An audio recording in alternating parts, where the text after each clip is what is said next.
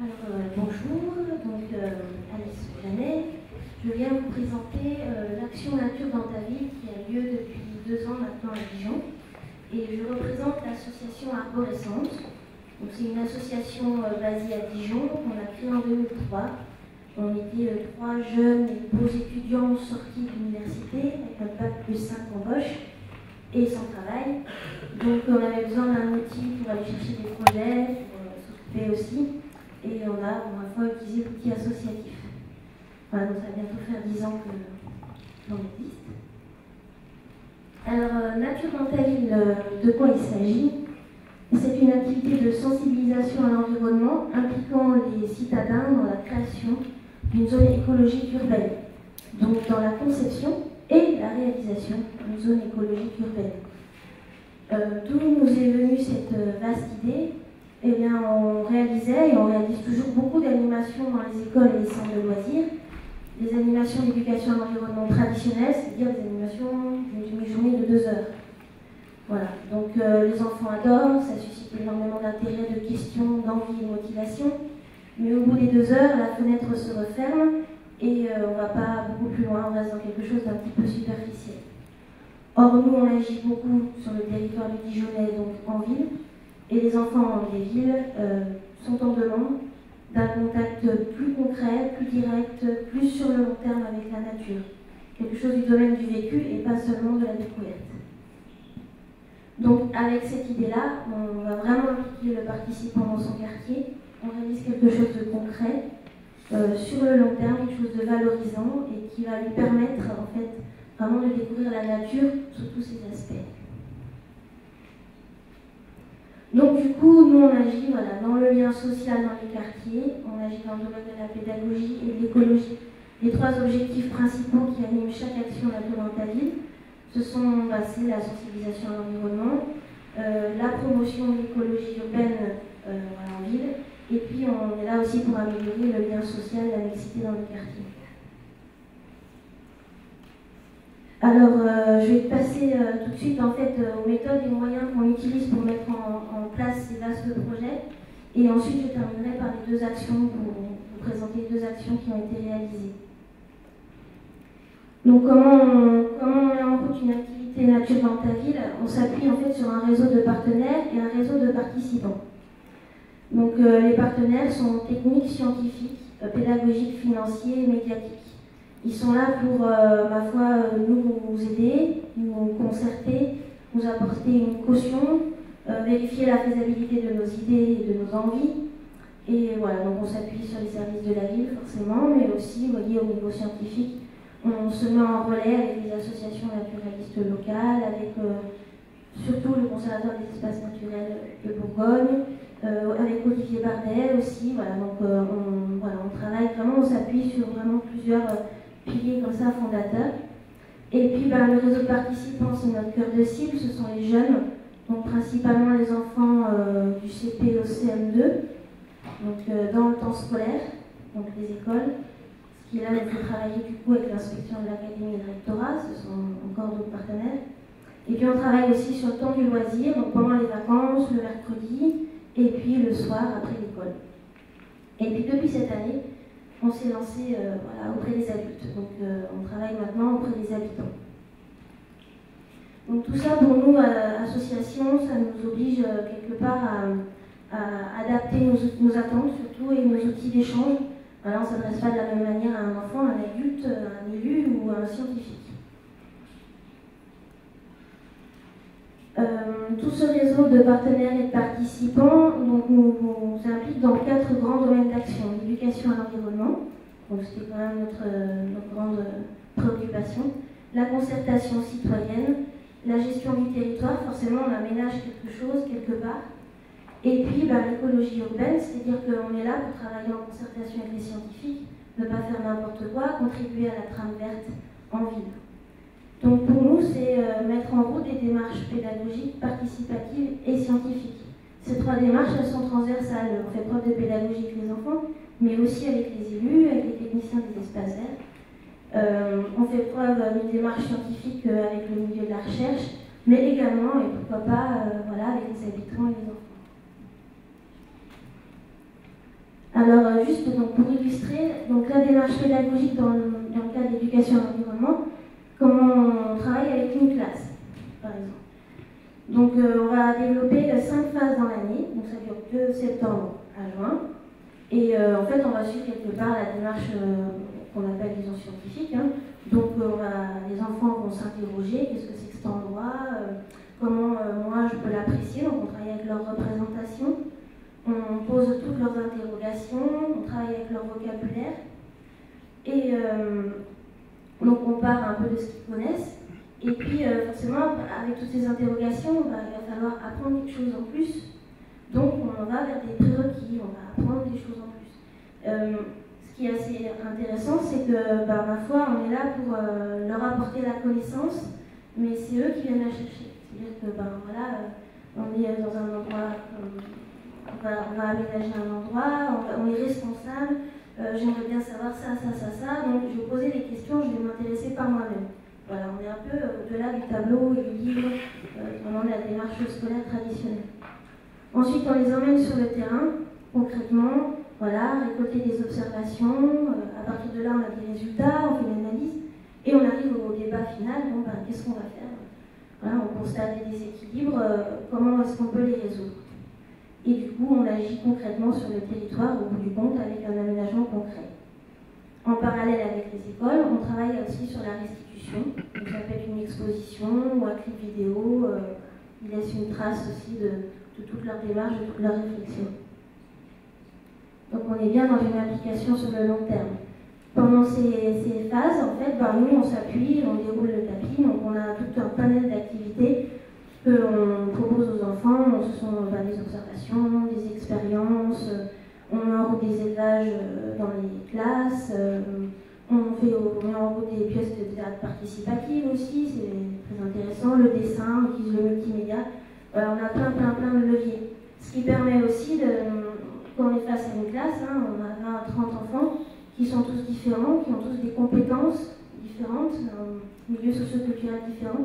Donc d'aborder la manière artistique, travaux manuels, plus scientifiques, ça permet de tous les intéresser et de créer une cohésion de groupe. Le cœur de l'année, ce sont quand même les sorties de terrain. On sort de la classe, on sort de l'école, on va voir le site d'aménagement. Donc là, c'est principalement des photos autour de la Kir. Et là, on les emmène donc observer. Donc c'est de la capture, de l'inventaire. On se balade. Donc nous, on est obligé d'organiser des jeux de piste, des explorations, toutes sortes de choses. Et on s'appuie également sur des experts. Alors, c'est des experts qui viennent dans la classe. Donc là, on a le centre Eden qui est venu sur le pipette de l'eau, mais on peut avoir Olivier Bardet s'est déplacé pour expliquer aux enfants un peu comment se répartissaient les plantes au bord du lac, ce genre de choses. Voilà, donc on est bien dans la sensibilisation à la nature ordinaire, on est dans leur environnement de proximité et on va voir ce qui se passe très concrètement. Les aménagements, en général, c'est au printemps, en fin d'année. Donc ça peut être une mare, des nichoirs. Alors même pour un simple nichoir, on n'est pas là juste pour assembler 4 planches et pour les dans un arbre. C'est vraiment, il y a toute une réflexion en amont. On va voir le site, qu'est-ce qu'il y a comme oiseau, alors quelle forme de nichoir, etc. Voilà, on est dans ce genre de procédé. On a réalisé donc des radeaux végétalisés. On peut aussi réaliser des œuvres artistiques. Voilà. Donc ce qui est intéressant avec ces aménagements, c'est qu'en général, ils restent dans le quartier.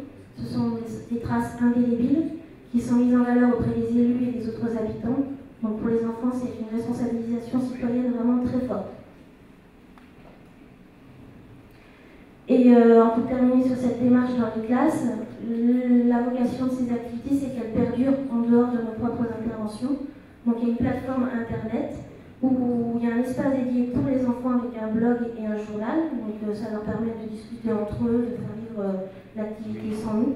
Et puis pareil, il y a aussi un espace dédié aux éducateurs avec des fiches pédagogiques disponibles, des activités. Donc ils peuvent aussi prolonger le projet en dehors de nos interventions. Voilà, donc sur ce volet éducatif, ce qu'il en est sorti des 2 actions qu'on a déjà réalisées, c'est qu'on crée une vraie émulation, qu'on arrive à capter l'ensemble de la classe, même des enfants, parfois dans des classes ZEP qui sont en échec scolaire, vont adhérer et vont petit à petit se greffer et partager le projet avec l'ensemble de la classe et apprendre des choses. Voilà, on est aussi dans un principe d'activité qui permet de dépasser un peu les problèmes de discipline. C'est-à-dire que ils sont en totale motivation. Monsieur le maire leur a confié un endroit à aménager, ils sont à fond.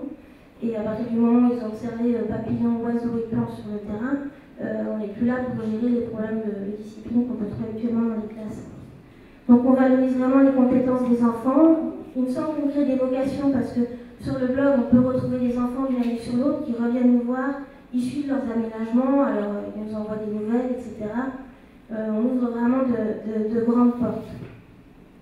Ça a un impact aussi, peut-être aussi sur le milieu enseignant, puisqu'on on renouvelle un petit peu l'approche scolaire. Donc on n'a pas énormément d'heures sur le temps scolaire, puisqu'ils sont déjà très très occupés.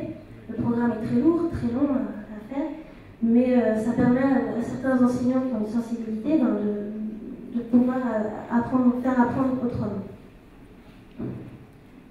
Alors, rapidement, donc, la démarche participative qu'on a en route cette année. Donc là, c'est un gros défi pour nous, puisqu'on s'adresse aux adultes, concertation citoyenne. Donc, l'idée, c'est on nous a confié un lieu, et sur ce lieu, qui est pour l'instant assez abandonné, mais qui a une biodiversité tout à fait exceptionnelle, je vous montrerai après. L'idée, c'est de créer un groupe de réflexion citoyen. Voilà, l'endroit n'est pas utilisé en ce moment. Donc, qu'est-ce qu'on pourrait y faire et du coup, qu'est-ce qu'on pourrait y aménager? Alors, sachant que nous, Arborescence, on est là pour guider les envies plutôt vers la protection de la nature. Mais l'idée, c'est de débattre de ça avec les habitants et qu'ils s'impliquent véritablement dans l'endroit. Donc, on s'adresse à un très grand public particulier, personnes âgées, mais il y en a aussi des passionnés, des Dijonnais, des passionnés de culture, de nature qui viennent nous retrouver. On retrouve nos enfants qui ont grandi, qui viennent nous donner un coup de main. Et on s'appuie sur les commissions de quartier, donc ça c'est la démocratie participative qui existe dans les quartiers à Dijon, en lien avec les élus de la ville. Et comment on y arrive? Alors déjà, il faut mobiliser, donc ça c'est des outils de communication, tracts, affiches, mais on s'appuie également sur toutes les associations locales de quartier, sur les commerçants, et puis l'idée c'est aussi de créer de l'événementiel, donc il y a au moins 1 ou 2 événements par an. Voilà, où les gens viennent, ça peut être un carnaval, une soirée d'ouverture, un concert, et ça permet de créer des moments d'échange et d'émulation. Pour motiver les gens finalement à suivre la partie formation, donc on organise des sorties de découverte, et là encore on s'appuie sur le Conservatoire des espaces naturels de Bourgogne, sur la LPO, voilà, sur des gens qui ont la connaissance. Et donc une fois que, en fait, cette partie de formation, on l'a commencé l'année dernière. Donc en fait, petit à petit, on a un noyau dur de très motivés qui viennent tout le temps. Et donc ce sont surtout ces personnes-là qui vont rentrer dans la phase de réflexion. Donc là, il s'agit vraiment de se poser la question, cette nature, cet espace, cette nature en ville préservée, qu'est-ce qu'on en fait, à quoi ça sert de la préserver ou pas, etc. Donc ça a lieu sous forme d'atelier débat. On a des gens compétents qui vont venir témoigner, apporter leurs connaissances, et puis ensuite des ateliers d'échange. Et tout ceci pour générer des propositions. Donc s'impliquer sur le site. Donc il y aura 2 chantiers nature, donc là c'est du nettoyage et du débroussaillage cette année. Mais il y aura aussi donc, des propositions plus concrètes. Alors là on espère, dans le cadre de nos zones humides, que ça découle sur l'installation, pourquoi pas, d'affûts, de pontons, ce genre de choses. Mais bon, je ne peux pas encore dire. Les écoles vont générer des propositions aussi, donc les enfants peuvent partir dans quelque chose qu'on ne connaît pas encore. Voilà. Donc cette concertation citoyenne, elle est forcément créatrice de mixité et de lien social dans les quartiers, mais elle est vraiment, on sent une porte ouverte, on est au-delà de la simple sensibilisation éco-citoyenne, et les gens prennent vraiment conscience de la place de la nature en ville, et donc l'acceptent plus facilement. Enfin, je voulais aborder la démarche scientifique, qui elle est plus dans le domaine de la gestion du territoire et de l'écologie urbaine. Donc nous, quand on arrive sur le site, là où on a travaillé, il se trouve qu'à Arborescence, on a des compétences dans le domaine de l'écologie et de l'urbanisme, donc on fait un diagnostic à notre échelle. Donc c'est des inventaires, la recherche bibliographique, la cartographie, on s'intéresse aussi à son histoire. Donc de là, on a une sorte de base de données de connaissances qui va nous motiver vers tel ou tel type d'aménagement. Donc c'est le prédessin du projet. Ça nous permet aussi d'identifier les partenaires, du coup, de qui on va avoir besoin pour réaliser ce projet. Donc ces partenaires, en fait, ils sont concertés, voilà, on rentre en contact, ils viennent sur le terrain, voilà, on a M. Frochot qui est venu contacter nos oiseaux, par exemple, sur la deuxième action, donc des gens qui nous aident pour les inventaires, mais aussi sur les préconisations de gestion. Et on se concerte aussi par un comité de pilotage annuel. Tout ceci pour aboutir à une utilisation des connaissances, donc là vraiment sur le sujet de la nature en ville, et sur des préconisations sérieuses et adaptées en même temps aux moyens techniques des habitants et des services des espaces verts.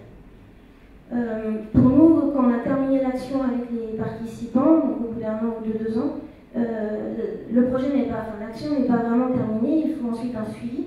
Parce que, voilà, par exemple, quand on a aménagé des radeaux, il faut suivre, est-ce que ça marche, est-ce que ça ne marche pas, c'est des objets d'intérêt de suivi scientifique.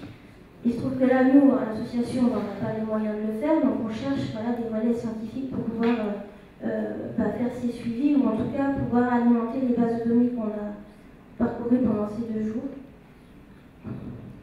Voilà, donc rapide évaluation, donc c'est plutôt dans ce domaine du suivi scientifique et de la mutualisation avec les autres structures où on pêche un peu.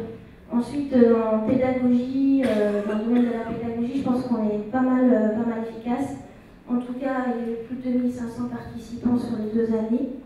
Et on génère, au bout du compte, une véritable acceptation de la nature en ville, de la nature sauvage, c'est-à-dire pas du simple square ou espace vert, mais on est bien là dans la compréhension voilà, de la trame verte, des espèces qui peuvent parfois poser des soucis, être nuisibles. Mais voilà, on va plus vers ça, donc à une approche globale.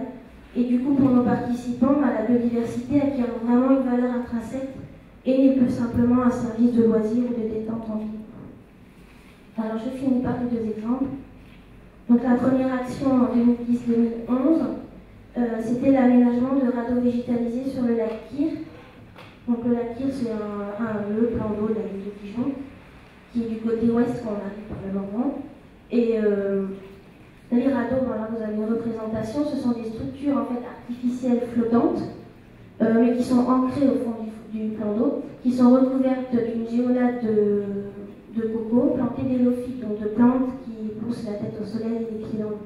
C'est utile pour la biodiversité, surtout dans des plans d'eau assez artificialisés comme le lac Kyr, et c'est utile aussi de par le pouvoir de filtration des élophytes sur voilà, il y a une action sur la qualité de l'eau.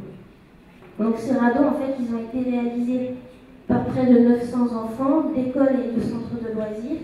Et comme je vous l'expliquais, c'est l'aboutissement en fait de presque 4 mois de réflexion, de sortie de terrain, d'inventaire, d'observation directe, d'élevage. Donc pour ce projet-là, voilà, il y avait eu l'intervention d'Olivier Bardet pour la classe spécialiste des plantes. Et on était assez fiers de nous parce que on avait fait la séance d'acquisition de connaissances et prérequis avant son intervention. Et du coup, les enfants étaient capables d'expliquer à Olivier Bardet ce que c'était qu'un mélophyte ou quel pouvait être l'impact d'une plante invasive dans le lac. Voilà, on a eu l'accompagnement de Cédric Foutel du conservatoire, mais aussi la fédération de pêche et le centre élève. Donc on est bien aussi quand même dans une mutualisation de nos partenaires. Voilà, donc après toute cette réflexion, on est arrivé à la conclusion que, ma foi, les radeaux étaient une solution d'aménagement qui pouvait améliorer la biodiversité du lac, participer à une meilleure image, parce qu'il n'a pas forcément pour les Dijonnais une très bonne image. Donc les enfants ont végétalisé 120 mètres carrés, ça représente 2000 plantes installées sur les géonates, plantées. Tout ceci a été installé en aquaculture au service des espaces verts de la ville. Donc là, c'était un partenariat aussi important, parce que les serres ne sont pas publiques, donc il fallait voilà, négocier un peu, mais ça s'est bien passé. Et au mois de juin, les radeaux ont été mis à l'eau, et voilà, l'allure finale, pendant le premier été. Et la mise à l'eau, c'était la fête des radeaux, donc il y avait les élus et les habitants, et les enfants. Et on a fait une remise de diplôme. Donc l'élu remet à l'enfant voilà, une trace et remercie de son action. Donc c'est vraiment une valorisation citoyenne très importante pour eux. sachant qu'en plus on a beaucoup travaillé avec le quartier Fontaine-Douche qui est juste à côté et qui est un quartier, un milieu classé sans signe. Alors la deuxième action qui est en cours, elle se situe donc au bois du Rue de Pouilly. C'est une parcelle forestière en fait qui est sous la toison d'or, donc cette fois-ci on est Dijon Nord, où on repart sur Langres. Et dans ce bois, et ben, enfin, il y a une source, la source du Rue de Pouilly, il y a une rivière et il y a un marais. Donc en fait, entre 1900 et 1960, ce marais c'était des bassins baignades. Il y avait beaucoup plus d'eau puisque il n'y avait pas de maison construite autour. À partir du moment où ça a été construit, on l'a drainé et donc il y a moins d'eau maintenant. Mais donc on a une très belle roselière. Vous voyez que le bois il est encerclé, zone résidentielle, donc de très belles maisons avec des piscines. Une zone d'activité et une zone industrielle. Donc on est vraiment enclavé et pourtant on peut y croiser du triton, palmier, le jonc des chaisiers, l'ormelis, donc des espèces un peu en jeu et puis tout le cortège de la flore de ville plus traditionnelle. Alors nous, devant un tel endroit, les espaces verts en gros nous ont dit on ne sait pas quoi faire, on ne sait pas comment le gérer, on ne sait pas quoi en faire. Notre idée à nous, c'est de créer un espace naturel partagé, un peu comme un jardin partagé, mais on n'est pas autour de la culture de la terre, mais autour de la question de la protection, de la valorisation de cette nature sauvage en vie. Donc l'année dernière et cette année, on a nos programmes pédagogiques avec les écoles et les centres de loisirs qui découlent sur des aménagements. Et en parallèle, on met en route cette concertation citoyenne qui, nous l'espérons, débouchera sur vraiment un aménagement original de cette zone humide.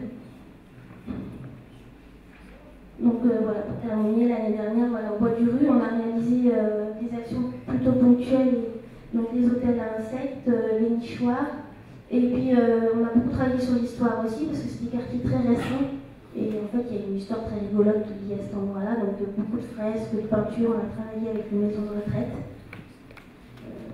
Voilà, mais donc cette année on met en route la concertation citoyenne et on va en fait essayer avec les enfants de travailler sur l'installation de biotopes relais. Parce que l'idée, en fait, on a les tritons, on n'a pas encore contacté du tout de grenouilles. Donc l'idée c'est que les enfants aménagent des abris supplémentaires dans le marais et dans la forêt à proximité. Parce que l'espace est quand même petit, donc il faudrait un petit peu leur rajouter des abris supplémentaires peut-être pour améliorer cette biodiversité.